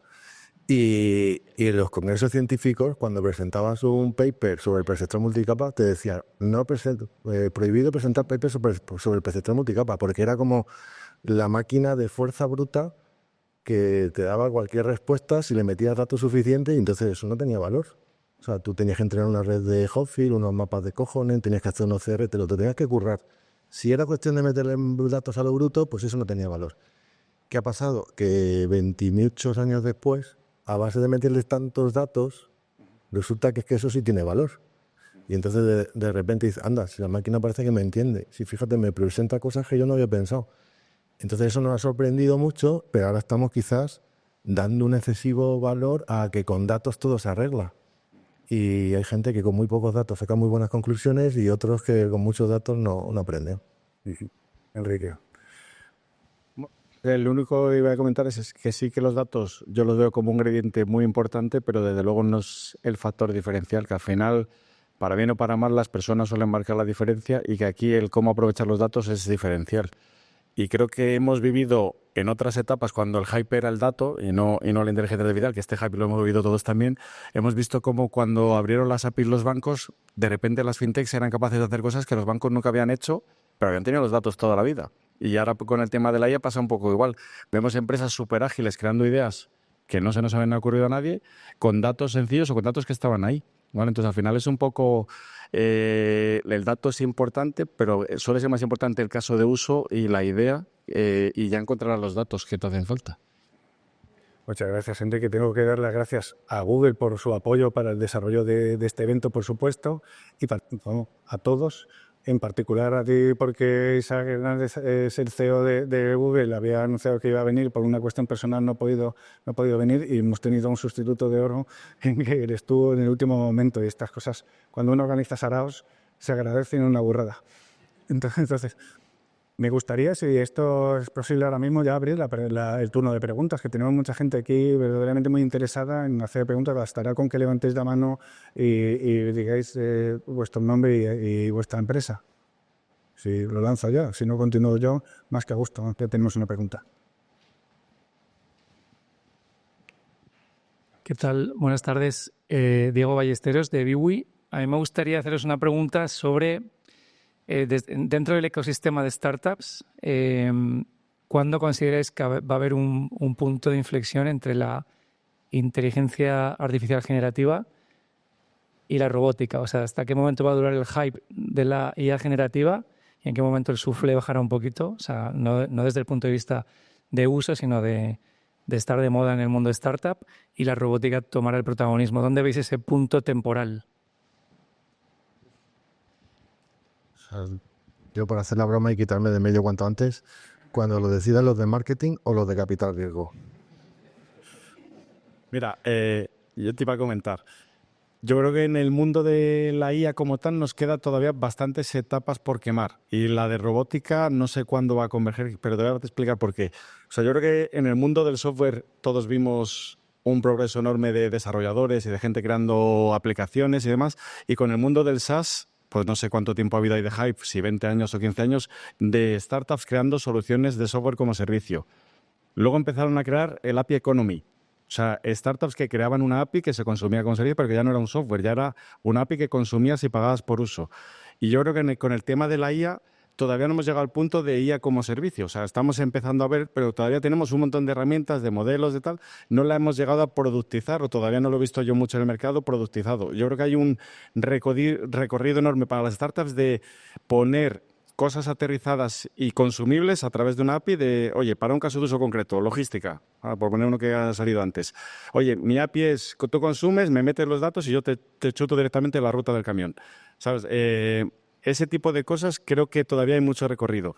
¿Cuándo eso va a converger con robots? Yo creo que ya está convergiendo. O sea, yo veo al señor Elon Musk con sus robots que se parecen a los de Will Smith y veo los almacenes de algunas de las empresas con las que trabajamos y ves cómo se mueven los robots dentro de su planta logística y dices tú, ostras, yo creo que ya están en ese punto donde ya optimizan cómo se llena el camión, en qué orden se llena, cómo se organiza la ruta y lo hacen todos robots, ¿vale? Entonces yo creo que ya estamos muy cerquita de esa parte de robots y IA juntos.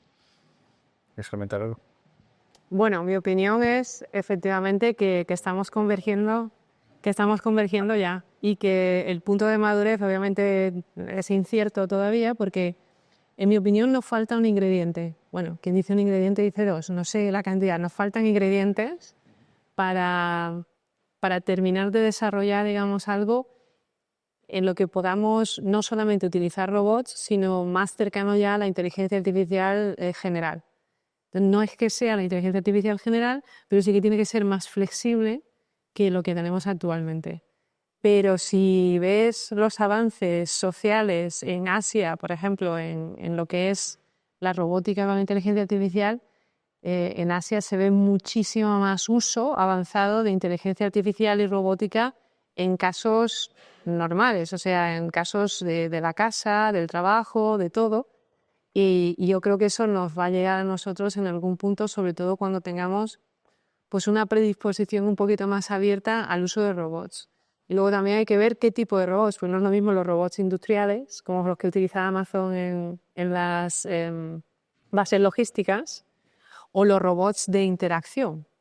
De hecho, se está haciendo ahora muchísimos workshops, talleres de trabajo, o sea, una cosa muy rara, talleres de trabajo precisamente para agentes con cuerpos, embodiment, o sea, que pueden ser agentes que tengan una imagen virtual, es decir, que tengan un feedback visual, que puedas verlos, o agentes que verdaderamente puedan interaccionar con el mundo real, es decir, un robot.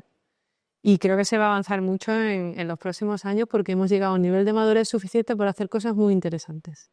¿Y esta inteligencia artificial general está...? No, ahí no hemos llegado todavía. No estamos. Ahí nos queda... ¿Y cuánto nos queda? Esa era la pregunta. Sí, hombre, si lo supiera yo sería billonaria, ¿no te parece? Que eres la jefaza de Google, no está mal, ¿no? Hacemos una porra. No sé si nos va a pillar aquí. Yo digo que de 15 a 20 años. ¿De cuánto? De 15 a 20 años. Queda grabado esto, ¿eh? 15 a 20 años. Bueno, estás con Kurzweil, ¿no? Pensaba que me ibas a decir que estoy en la flor de la vida, pero bueno. Creo que siempre nos parece, cuando tenemos esos pequeños avances y esos destellos de hemos dado un salto súper grande y tal con los LLMs, yo creo que cada una de esas cosas es como cuando descodificamos el ADN, ya se van a resolver todas las enfermedades. Nos damos cuenta de que la cosa era mucho más complicada nos damos cuenta de que nos queda todavía. Entonces, si vemos el número de neuronas, el número de sinapsis, y vemos los órdenes de magnitud y cogemos la ley Moore y todas estas cosas, y la ineficiencia que tienen los sistemas artificiales sobre los naturales o los biológicos, pues nos quedan, yo creo que eso, entre 10 y 20 por decir algo. 10 y 20, ¿pero para qué? ¿Para la inteligencia artificial general? Sí. ¿Y cómo defines la inteligencia artificial general? Pues eso da para otro debate. Yo creo que sería muy interesante definir. Muy bien, definir. Trampa, ¿no? Dice, de aquí a 20 años la tenemos. Luego yo digo lo que es. Claro, de aquí a 20 años lo que sea. Cuando se definía el test de Turing, no sabíamos que iba a ser tan fácil superarlo sin ser inteligente. Ah. Ahora nos estamos inventando un nuevo test de Turing. Cada uno de nosotros tenemos nuestra propia versión, para luego en los cafés lo comentamos, y yo creo que nos queda todavía. Pero estas cosas, cuando haces predicciones, siempre te quedas corto. O siempre más deprisa. Se trata de decirlo para que no te echen la culpa cuando ya no estemos aquí. Tenemos más preguntas, me parece.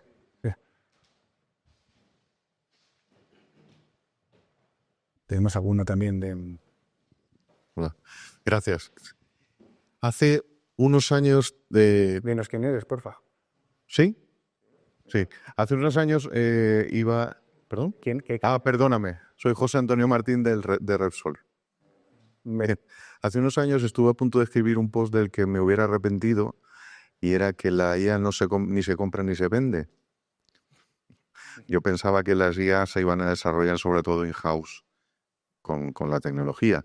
Pero ahora tenemos una IA generativa que se compra y se vende, pero de alguna forma la IA generativa de hoy está congelada. Es decir, los modelos que utilizamos están congelados y no se están adaptando continuamente a la persona particular.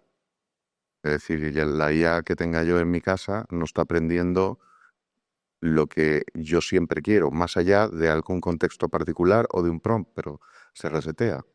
Entonces, esto llegaremos a algún momento, o en qué momento, si ocurre, esa IA se va a adaptar a cada persona particular. Eso viene, hay temas legales, hay temas tecnológicos. ¿En qué momento podemos ver eso? Muy bueno. ¿Contesto yo? Es pronto. Vale. Sí. Siguiente pregunta. No, bromas aparte, yo creo que el objetivo que tenemos todos es crear inteligencia artificial que se pueda personalizar, que tenga un nivel de transparencia óptimo, que sea auditable y que ceda el control al usuario. Es decir, que tú en todo momento sepas qué está usando, qué está haciendo en tu nombre, para qué, por qué, y tengas el control para configurarlo a tu antojo. ¿Que no hemos llegado allí? No, estamos en los primeros principios de la inteligencia artificial y ahora mismo estamos aprendiendo a hacer que no nos mienta. O sea, Este proceso habrá que regularlo, ¿no? ¿O no? Bueno, sí, puedes regular lo que tú quieras, pero mientras el estado del arte no llegue allí, es que yo, mira... Puedes regular lo que tú quieres, pero ella se vuelve a California. No, pero mira, por ejemplo, hay unas conversaciones muy interesantes. Me voy a decir un poquito de tu pregunta, pero te la voy a... Sí, hombre, por supuesto. Si no, me voy, ¿eh? Hombre. No, bromas aparte, por ejemplo, cuando tienes una reunión en el World Economic Forum, donde se reúnen pues dignatarios de distintos países del mundo a hablar del impacto de la inteligencia artificial y esa sostenibilidad en el Global South, ¿no? Y ves, pues tiene que hacer esto y tiene que hacer aquello, y entonces queremos que lo haga de esta manera y de otra. Y te ves que de 20 personas, la única persona que tiene una formación técnica soy yo, por ejemplo. Entonces estás en una conversación donde la gente quiere imponer, regular y decir cómo tienen que hacer las cosas sin tener ni pajolera idea de dónde está el estado del arte. Entonces, cuando empezamos, dice, vamos a regular. ¿Qué vas a regular si no sabemos hacerlo? Tú me puedes decir que quieres que hagamos esto, pero todavía no hemos llegado ahí. Entonces, empezar a poner, digamos, barreras a esa innovación sin saber dónde está el estado del arte, empezar a tomar decisiones a muy alto nivel sin saber cómo vamos a abordar. Primero habrá que aprender a hacer y luego podemos regular, pero si no llegamos ahí, no. Entonces, de esa manera, mi visión, de hecho, me encantaría tener un vídeo que lanzamos, te animo a buscarlo en Google, que se llama el proyecto Astra Project, para que veas el futuro, que es una demo de Google, que está muy bien, y ves precisamente lo que vas a poder hacer. para ti, de una manera totalmente personalizada, contextualizada, ayudándote en distintos ámbitos de tu vida. Me ha salido el tono así un poquito ya, pero bueno. Sí, de cierre. Genial. ¿Queréis comentar algo vosotros al respecto de esto? ¿O te busco una pregunta? Pues solo comentar que sí que se empieza a ver un gran foco en llevar la IA a LEDs. Y va muy en la mano en lo que estás comentando tú. O sea, hay un gran esfuerzo en llevar la IA a cosas más pequeñas, hay un gran esfuerzo de los fabricantes de chips en que los chips cada vez sean más potentes y en un móvil puedas llevar o correr al menos un modelo de IA chiquitito y va muy en la mano. O sea, el principal interés de eso es que pueda ser personalizado para ti. Porque si fuera genérico para todo el mundo no haría falta que estuviera en tu dispositivo más allá de pequeñas latencias. ¿Quieres comentar algo? Entramos con otra pregunta, si no. Hay una pregunta, creo que hay alguna pregunta más en el público, ¿no? Bueno, hay una de público que está online. Nos preguntan cómo podríamos usar la IA para personalizar experiencias o, sobre todo, anticiparnos a las necesidades de los clientes.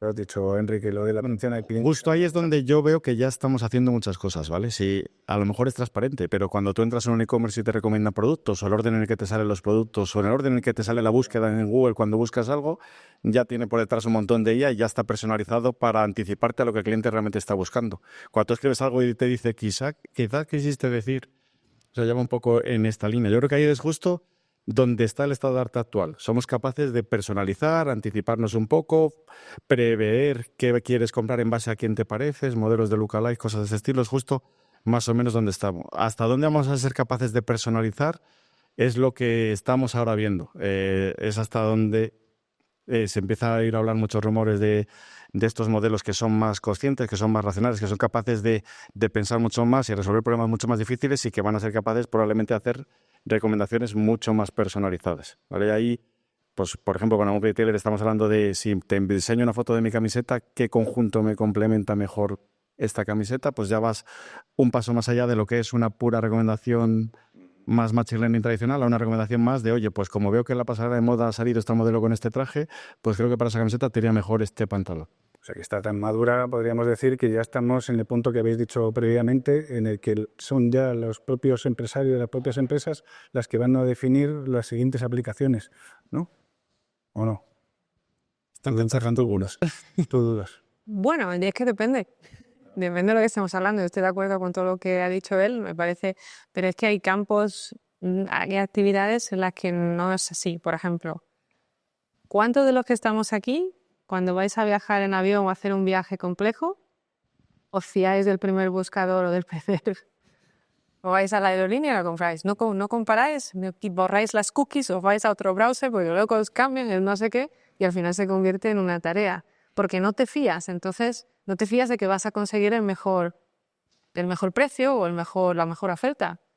Entonces el problema aquí es la confianza, porque tú puedes hacer todas las personalizaciones y las recomendaciones que quieras, pero en determinados ambientes, en determinados ámbitos, están como descafeinadas, ¿no? Entonces yo creo que el siguiente paso en esa dirección es por incrementar el nivel de confianza, que yo pueda delegar una decisión importante en el ámbito que estamos hablando, a un buscador, a una IA, sin tener que hacer y comprobar en otro a ver si consigo algo mejor.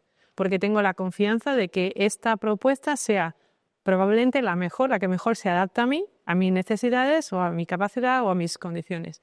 Levantar ese nivel de confianza no es solo hacerlo bien, sino que la gente te perciba como que lo estás haciendo bien. Entonces ahí tenemos, digamos, una serie de ingredientes en los que estamos investigando que creo va a hacerlo todo mucho más interesante. Y bueno.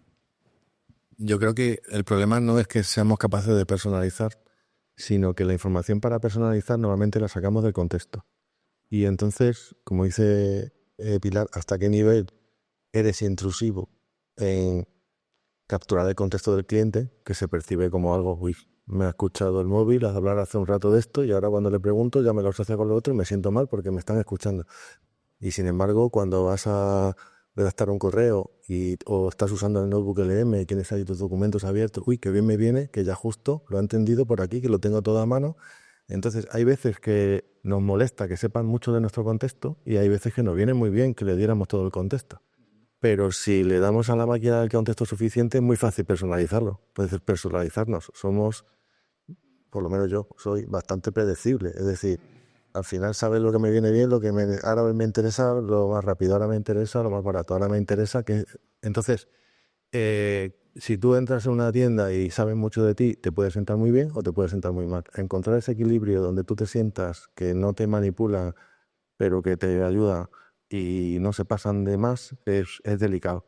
Pero imaginaros un modelo donde le puedas meter en la ventana de tokens inicial pues todo lo que te ha pasado en el día. Pues es que, claro, es muy fácil que te acierten con lo que estás preguntando o necesitando en cada momento, ¿no?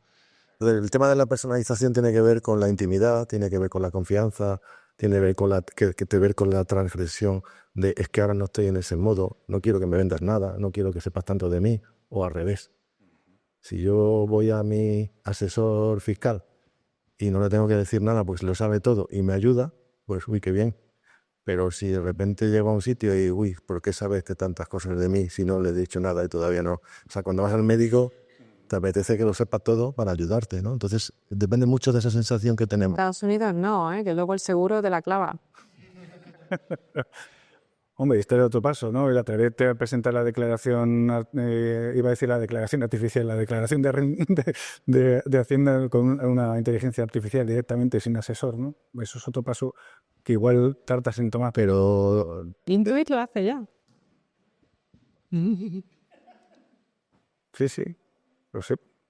¿Tenemos alguna pregunta más, Eva? Ah, sí, a ver. Yo sí que quería hacer una pregunta muy dirigida a Pilar. Bueno, yo soy de Fernando Conde, de Singular, y está un poco en el tema de los modelos, parece como que vamos resolviendo temas cognitivos uno por uno de manera muy buena, modelos semánticos, modelos visuales, modelos de vídeo, modelos auditivos, pero y por eso digo que va un poco hacia ti, Pilar, por el tema de investigación y tema cognitivo, pero cuando pensamos en cómo funciona el cerebro, hay como un montón de redes diferentes, cada una especializada en unos temas, una modo por defecto, otra visual, otra de control inhibitorio. ¿Van las investigaciones de los últimos modelos o de las últimas soluciones orientadas a este tipo de orquestación de modelos? ¿O todavía estamos resolviendo las piezas separadas de cada trocito? Bueno, lo que sí es cierto es que los últimos modelos, y Gemini también, la familia de Gemini son multimodales, con lo cual ya hay una traslación, digamos, a un entorno mucho más flexible en ese sentido. Pero creo que en tu pregunta también estamos utilizando el cerebro humano para cambiar, digamos, el modelaje, avanzarlo, optimizarlo de alguna manera. Y efectivamente es una de las opciones. De hecho, tenemos varios proyectos específicamente dentro de Google, que uno de ellos se llama, siempre me sale un nombre raro, Neuromancer, me sale Necromancer, por alguna razón, es Neuromancer. Y es un proyecto que con la Universidad de Harvard que está mapeando 1 milímetro cúbico de cerebro humano. Ya eso, la cantidad de datos a nivel neuronal que eso genera es brutal y de hecho se han puesto todos esos recursos disponibles para el que tenga curiosidad o quiera hacer algo con esos datos, está a disposición de. Entonces, estamos mapeando, digamos, las conexiones, los connectomics del cerebro humano directamente ya en colaboración para saber cómo está el cerebro organizado y luego ver la vida, el dinamismo de ese cerebro y cómo ese cerebro evoluciona en función de su plasticidad. De hecho, hemos tenido una charla súper fantástica antes de venir aquí en otro sitio con un neurocientífico que nos estaba hablando precisamente de cómo el cerebro va cambiando y cómo la neuroplasticidad va modelando dónde, en qué momento y demás determinadas redes dentro del cerebro van cambiando su funcionalidad. Entonces, yo creo que hay una analogía interesante entre cómo funciona el cerebro humano y cómo funcionan las redes neuronales, pero digamos que está más cerca de ser los principios físicos que comparten los aviones y los pájaros que el hecho de decir estamos generando un pájaro. Hay principios fundamentales que utilizan los pájaros para volar, que se utilizan en la aviación, pero los aviones y los pájaros no se parecen necesariamente mucho. Sin embargo, yo creo que la inteligencia artificial, como es algo más que no ves físicamente, pues la gente piensa que hay más paralelismo. En definitiva, aquí tenemos una mina de oro en el sentido de que es digamos, la computadora más eficiente, con 23 vatios de potencia, la capacidad de procesamiento que tiene esto, pues ahora mismo es irreplicable. Y luego esa plasticidad. Es decir, tú tienes casos que son interesantísimos donde una persona le cortan o pierde un trozo de su cerebro y la plasticidad propia del cerebro le permite recuperar la funcionalidad, y otra parte es como diciendo que me cortan una pierna o me cortan una mano, pues una pierna a esta hora se vuelve mano y es capaz de hacer lo que sea, ¿no? O sea, es impresionante lo que el cerebro humano puede ser. Si en algún momento llegamos a ese nivel, pues no sé, sería espectacular. No sé si te he respondido a la pregunta. No. El ejemplo del pájaro y los aviones o sea, era la respuesta perfecta. Gracias. En este tema de encontrar las similitudes, no sé si habéis leído hace poco un paper que hablaba de cómo utilizando resonancia magnética funcional y viendo que partes del cerebro se activaban, etcétera, habían encontrado que había una parte prefrontal que era el equivalente a los embedding que usamos en los LLM, es decir, que mapeas los elementos semánticos de las palabras, los sonidos, los conceptos y la forma de generalizar los conceptos en regiones cercanas del cerebro, que es como una especie de codificación para luego el resto del procesado. Entonces, quizás estamos buscando que se parezcan mucho a nosotros, pero es que vamos encontrando muchas cosas que tienen mucha similitud, ¿no? Si sé el paper al que te refieres, creo que es de un proyecto de Google que se llama Python o Python, ¿lo conoces? No, pero luego te paso el que yo he encontrado, que a lo mejor es... ¿Está en Nature? Sí. Pues entonces debe ser el nuestro. Dejando broma, pero ese proyecto lo que hace es aprovechar los datos de personas con epilepsia que tienen determinados sensores puestos, no para Google, sino para corregir el tema de su epilepsia. Entonces podemos aprovechar esos datos en conjunción con la Universidad de Princeton, creo recordar que era. El que yo te digo es otro, pero sigue con eso. Entonces lo que están haciendo es viendo precisamente qué áreas del cerebro se estimulan en función de cuando le hablan a los pacientes, es decir, cuando están procesando el input de verbal que le están dando y cuando ellos generan. Y poder predecir a partir de eso, como hace un LLM, cuáles van a ser las utterances, o sea, las producciones de estas personas y además y mapearlo también a zonas concretas del cerebro. Pero claro, con el tema de la plasticidad, al final es un poco más... Puede estar en cualquier sitio. Es un poco más etéreo, pero es súper interesante ese tipo de... Hay una pregunta, me parece. Tengo yo el micro. Espera, me acerco, que me he sentado ahí. Bueno, Pilar Jerico, de VIAP. Quería preguntaros vuestra opinión sobre cuáles son las habilidades que van a ser importantes para la gestión de personas con la IA. Es decir, qué habilidades tienen que tener los directivos, que aunque no sean la parte técnica, pero van a gestionar y van a fomentar la IA en sus organizaciones. ¿Cuáles serían las habilidades que destacaríais que son necesarias? Gracias. Para esto tenemos preguntas fáciles para Pilar. Bueno. En mi opinión, yo creo que es muy necesario ser, ¿cómo diría yo?, traductores de complejidad. Yo creo que lo fundamental ahora mismo, cuando llegas a este tipo de situaciones donde la complejidad de lo que vas a hacer es demasiado grande para que todo el mundo lo asimile, entonces hay que saber traducirlo a un lenguaje que la gente que te está escuchando sepa entender. Y muchas veces eso es una especie de arte y de ciencia. Entonces, esa capacidad en concreto creo que es importantísima, porque ahora mismo estamos en un momento en el que la gente se está formando de una manera muy específica, con un alto grado de especificidad. Especialización, gracias. Y entonces, pues, entienden y ven la problemática, las instrucciones y los problemas a solventar con una perspectiva muy concreta. Te doy un ejemplo. Cuando tú estudias una ingeniería, si es un experimento social, muchos de aquí sois... ¿Cuántos sois ingenieros de los que estáis aquí? Oye, pues no hay tantos, ¿eh? Yo pensaba que había más. Bueno, pues los bichos raros ingenieriles, los poquitos que sois, pero cuando estudias una carrera de ingeniería, digamos, tú acostumbras y entrenas tu cerebro a hacer una descomposición del problema para solventarlo de una manera específica, que es a lo que se te entrena. Y eso empiezas a aplicarlo a todas las partes de tu vida. Y entonces cuando llegas a solventar problemas humanos con inteligencia artificial, intentas hacer lo mismo. Y lo que encontramos es que cuando estás utilizando inteligencia artificial de la forma que la estamos utilizando ahora, los problemas no los puedes descomponer de la misma manera que lo harías en un sistema automatizado. Entonces hay que pensar con otra perspectiva, hay que traducir eso, hay que saber cómo gestionar el lenguaje que utilizan los ingenieros y el cómo van a descomponer el problema con la gente que entiende y que descompone los problemas desde el punto de vista más humano, por ejemplo. Entonces creo que esa traducción entre uno y otro, sobre todo con la inteligencia artificial, va a ser fundamental. No sé si me he explicado. Necesito un traductor. Espera, que yo no soy traductor de complejidad, que sí, ha estado clarísimo. Creo que aún hay alguna pregunta más.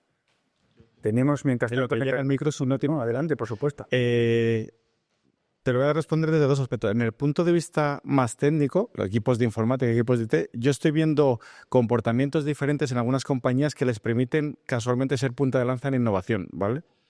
Y es, en lugar de ir con una idea, justificar el retorno, pedir budget, pasar por el CISO, pedir aprobación, te tiras 3 meses y montas la idea, estamos hablando de tecnologías que cada mes está saliendo un modelo nuevo y una tecnología nueva. Hay pocas empresas que yo he visto que dicen, yo he contratado gente inteligente, gente que sabe de nuestro negocio bastante, ya saben ellos perfectamente que es mala idea gastarse dinero en algo que no funciona. Si ellos vienen con una buena idea, ¿quién soy yo para decirle que se están equivocando? Entonces están abriendo un poco la mano a presupuesto cero, o sea, más a modo de innovación, de decir, oye, vosotros haced lo que creáis que tiene sentido, que si funciona como creéis que funciona, lo más probable es que sea muy sencillo luego ir a pedir el ROI o pedir el presupuesto cuando ya sabemos que hay un retorno detrás, ¿vale? Y eso es un cambio de paradigma porque generalmente las compañías funcionan, pido presupuesto en septiembre o en julio, me lo tiran, vamos bajando y cuando ya es la versión final de noviembre ya te la prueban y luego ya el año que viene vas con presupuestos ahí entre dientes, ¿vale? Entonces, ese cambio que va muy ligado a la parte de innovación, creo que todas las compañías deberían dotar de algún margen de riesgo y presupuestario a una parte de la compañía. Y la otra es en la parte de los usuarios de negocio, que yo creo que la ventaja fundamental que nos permiten estas tecnologías es que van a igualar, incluso van a potenciar a esas personas que hablaba antes Pilar de humanidades. O sea, antes necesitabas un perfil técnico en los departamentos de negocio porque si no era imposible traducir lo que quería negocio a lo que quería IT y de lo que pedían a lo que construían. Pues yo estaba en los dos lados además y era complicado. O sea, construíamos cosas que decían, no, esto no es lo que yo quería. Digo, concho, pues me lo has puesto aquí por escrito porque, como decía ya, la mente de los ingenieros a veces no entiende, somos muy literales.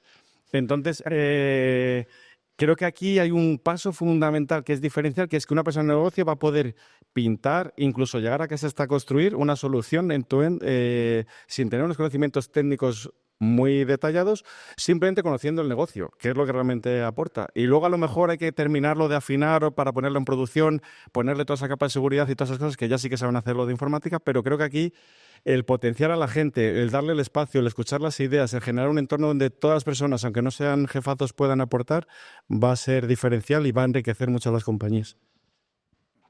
Por ende, yo por complementar la pregunta de Pilar, de Jericó, creo que con el tiempo mi sensación es que va a ser cada vez más importante contar en las plantillas, ya no hablando de personal técnico, de proyectos de tecnología, sino en general. Los directivos tenemos que potenciar la humildad, tenemos que potenciar la creatividad, tenemos que potenciar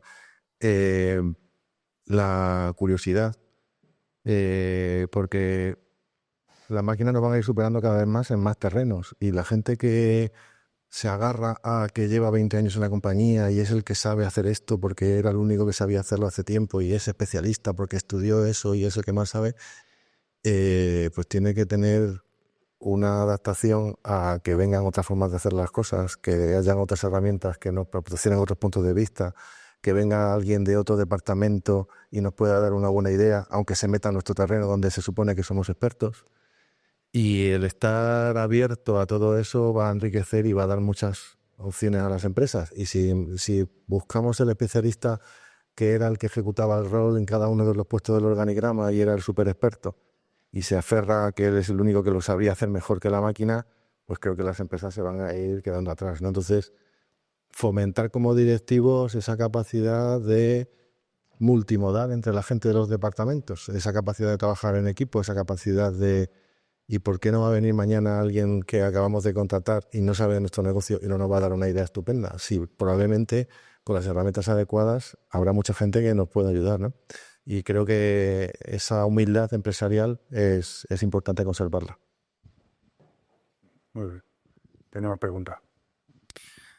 Hola, soy Sergio de León, de Loewe Perfumes. Me ha hecho gracia, Pilar, cuando decías traductor de complejidad y que haya tan pocos ingenieros. Yo creo que justo estamos por aquí por eso, ¿no? Porque llega a este punto donde necesitamos traducir. Estáis en la vanguardia, estáis en el estado del arte, ¿no? ¿Qué decís? Yo os quería preguntar, no de 10 a 20 años, sino el año que viene, ¿cuál diríais que va a ser no sé, el sector o la aplicación, esa que va a abrir el telediario, el que va a traducir para todo el mundo, ¿no? Esta innovación, no lo sé, estoy pensando en la traducción de idiomas instantánea, o ya no hay recepcionistas o call center porque la voz, el sistema está tan ahí que ya, y de repente, ¡boom! Es como una bofetada de realidad para todo el mundo. Por el momento en el que habla un telediario a las 3 de la tarde, ahí se ha traducido la complejidad de repente de una manera muy simplificada, ¿no? Entonces, el año que viene, en vuestra bola de cristal, diríais, ¡buf! Esto va a ser ya.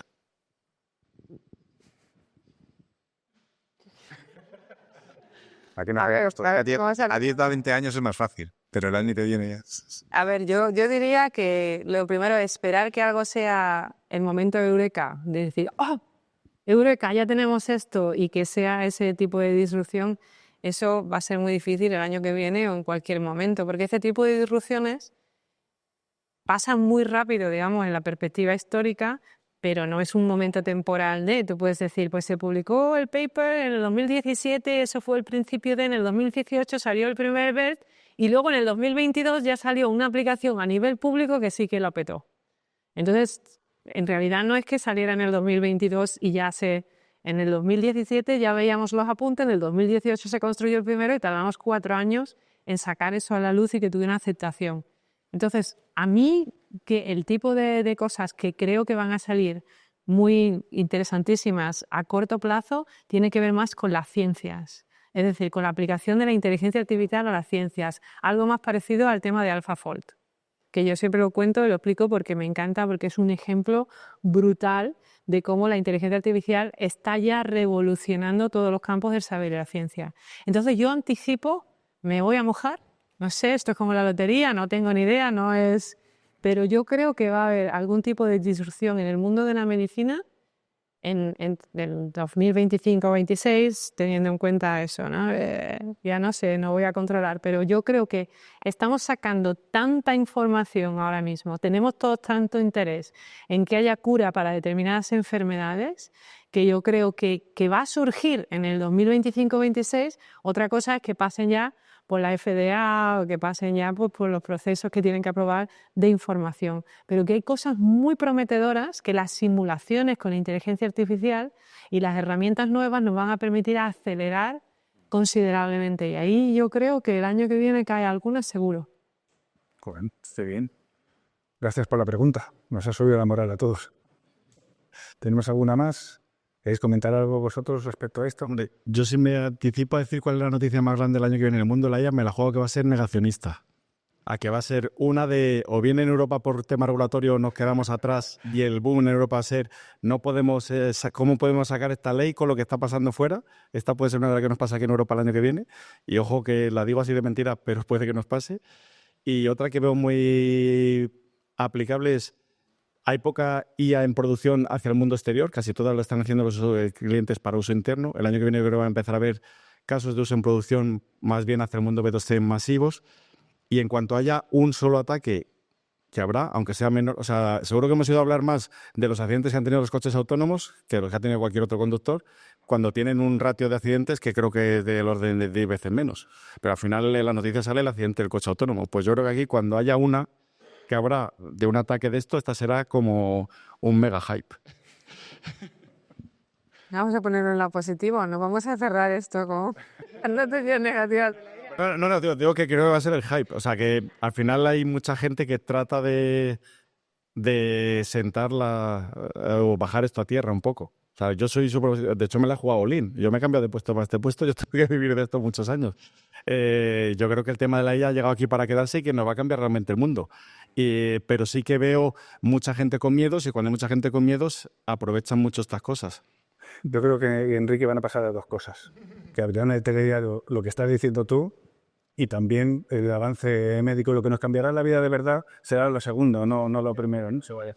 ¿Y el que abre el telediario es una IA? ¿Ah? Sí. ¿Y nos cuentan las noticias? Sí. La capacidad la tenemos, o sea, ¿eh? De hecho, uno de los espectadores ha preguntado qué futuro tienen los medios de comunicación. No me he atrevido a preguntártelo porque van a pensar que este pregunta lo que le interesa a él. Pues mira, precisamente había una cosa. ¿Conocéis el barómetro el Trust Barometer de Edelman? ¿Habéis visto la publicación? Pues ahí se pone de manifiesto el nivel de confianza que tiene la gente en determinados actores sociales con respecto a la inteligencia artificial. Y los medios, ni el gobierno, nada. Las ONGs y las empresas son las que la gente confía más. Así que los medios, no. No, bueno, habrá que reconvertirse. Veo que querías comentar algo, ¿no? Bueno, yo creo que cuando habéis dicho por acabar con algo positivo, es que yo creo que todo es muy positivo. O sea, yo creo que cuando hablamos del tema de descubrimiento de nuevos materiales, nuevas moléculas, eso son drogas, eso es salud, o eso es captura de CO2, o sea, todo va a mejorar muchísimo. Lo complicado es saber qué va a pasar en un año, o en 5 o en 50. Es mucho más fácil predecir la salud de dentro de 50 años que la de dentro de 5 años. Tú que has estado en el faculty, en la Singularity, ahí había un ejercicio al final de un cursillo que por lo menos hice yo hace unos años, que nos preguntaban a todos, este titular de prensa, ¿cuándo crees que va a suceder? ¿Dentro de un año, dentro de 5, dentro de 10, dentro de 20? Y yo que estuve ahí ya hace unos años, esto fue 2015, hace ya casi 10 años, y no hemos aceptado ni una. O sea, el titular era ¿cuándo se jubila el último taxista de Nueva York? ¿No? Todo el mundo decía, hombre, pues esto en 2 años. Pues el culpable fue Elon Musk. Si ya estamos viendo que los coches estos están a punto. Y sin embargo hay otras cosas, o sea, hay cosas que se han retrasado muchísimo y cosas que se nos han adelantado muchísimo respecto a nuestras expectativas. Pero la tendencia ya sabes cuál es. El tema de AlphaFold es espectacular. O sea, los millones de moléculas nuevas, no me refiero solo a proteínas, etcétera, que hay ahora en librerías para que puedas hacer simulaciones, para que puedas buscar aplicaciones de cualquier tipo. O sea, probablemente el cambio climático nos lo va a arreglar una simulación de IA que nos diga esto es lo que tenéis que poner para capturar el CO2. Y mientras tanto discutiremos en la COP27, 29, 34. Pero en algún momento sucederá y diremos, anda, era más pronto o era más tarde de lo que pensábamos. Y así estamos en muchos terrenos. Entonces yo creo que tenemos muchas cosas que nos van a sorprender. Lo difícil es saber la del año que viene. Y si yo la supiera, tendría que callarme porque mis accionistas me dirían que voy contando los secretos, ¿no? Está claro. Bueno, pues no me avisan de que nos hemos pasado, pero parece cierto. Decirme que sí, nos hemos pasado. Total, que hacer un resumen de esto. Nosotros vamos a publicar una crónica de este evento. No le rindo la ganancia a mi compañera porque es de una potencia tremenda. Yo me he atrevido a tomar alguna nota de alguna de las ideas que he escuchado. Es lo que me llama a mí la atención. ¿Tú sabes que la IA puede hacer eso por ti? Sí, de verdad, debería haberlo puesto en el teléfono. Le pasas el vino, le dice que te haga un podcast, que te lo pase a texto, que luego te lo dé con tu tono y te lo deja nuevo. Estoy a punto de empezar a hacer estas cosas, esto lo prometo en público. Yo he visto varias cosas que se han dicho que me han llamado mucho la atención. Está evolucionando muy rápida la aceptación de la inteligencia artificial y eso también lo vemos nosotros. Miré para preparar esto un poco que ha crecido las búsquedas de inteligencia artificial y le doy clic a Google un 900% en el último trimestre. Más de 1 millón de personas distintas en España han hecho eso, sin poner inteligencia artificial generativa o otra cosa, ¿no? O sea, pum, a capón, como se suele decir, ¿no? Es decir, que eso desde luego va a generar una oportunidad muy grande en el desarrollo de esta tecnología, que por cierto es la tecnología que se optimiza a sí misma, como ha dicho Pilar al principio, y que, bueno, las personas en este proceso son, se ha dicho, pues, un freno o uno de los elementos que hay que tener en cuenta para poder desarrollarlo bien. Está claro que Lo he dicho en positivo, ¿eh? Un freno positivo, efectivamente, porque lo que se ha dicho instantáneamente es educar a los trabajadores y poder enseguida mostrar estas ventajas que todos vemos que hay y que enseguida el argumento cae por su propio peso, ¿no? que es una inversión. Evidentemente, cuando nos hemos puesto a hablar del coste, del retorno del coste, del retorno de la inversión de la inteligencia artificial, que la general está al llegar, no se sabe muy bien, se han lanzado apuestas de cuándo tendrá un impulso más grande. Y bueno, al final estamos diciendo que esto va a cambiar el mundo, lo va a hacer a mejor. Cabe preguntarse cuál es el coste de no adoptar la inteligencia artificial. A mí me parece ser uno de los mensajes más potentes y más claros. Y el otro es que al final toda la inteligencia artificial no deja de estar al servicio de un órgano que tiene 23 vatios de potencia, es decir, nuestro propio cerebro, que es el que va a dar estas instrucciones, y claramente toda la inteligencia artificial está al servicio de esta capacidad de creación, capacidad de innovación y de desarrollo de negocios. Así es que lo último que me queda por hacer es daros las gracias, Enrique, José Luis, Pilar especialmente, y gracias a todos por acudir. Y ahora vamos a pasar, los que estáis online no, desgraciadamente, pero los que estéis aquí presencialmente tendremos un rato de networking que seguro va a ser muy interesante. Muchísimas gracias.